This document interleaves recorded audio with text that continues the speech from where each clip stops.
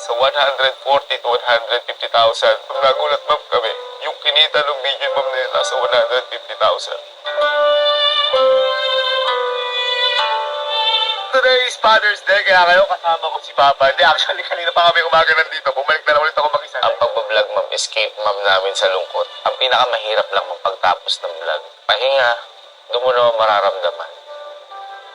Nung namatay si Papa, ako na lahat papalit sa lahat ng ginagawa niya dito sa mundo. Sabi ko sa sarili ko, gagalingan ko. Ganun na lang yung takot ko. Nagampanan ni Gavin, pinilit niya na maging isang kuya, isang ama. Saya ba ang aking pamilya? Katulad ng marami nating mga kababayan, ang pamilya Kapinpin nangupahan sa loob ng 12 taon. Ang hirap din kapag di ka nakakabayad ng renta. Hindi mo alam kung ano yung dadahilan sa may-ari ng bahay. Natataka ako ba't lagi siya nangungutang. Parang barrel upa. Talaga nakikita ko, ma'am, umiiyak si Papa dahil wala kami pera eh.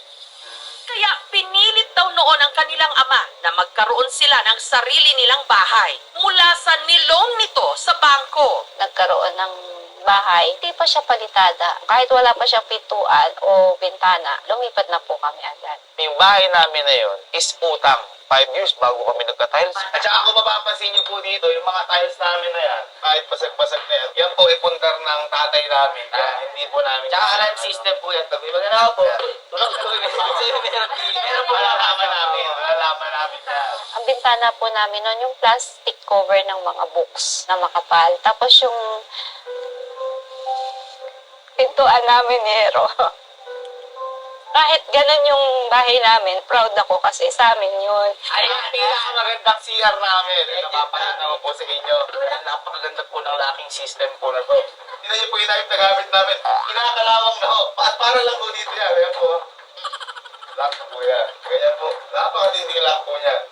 Kaya nung nagsimula ng kumita sa vlogging at brand endorsement, ang magkakapatid, walang ibang naisip na pinakamagandang regalo sa kanilang ina, kundi isang malaki at magandang bahay. Kasi nakita ko yung paghirap ng magulang ko. Isa ako sa mga bata noon na nangangarap para mabigyan ng tahanan yung mga magulang natin. Papa, kung napapanood mo to, gusto ko lang sabihin na natupad na yung isa sa pinakamalaking pangarap natin para sa pamilya natin. Di ba sabi mo, may iba't ibang klase kang gusto mga birthday gift.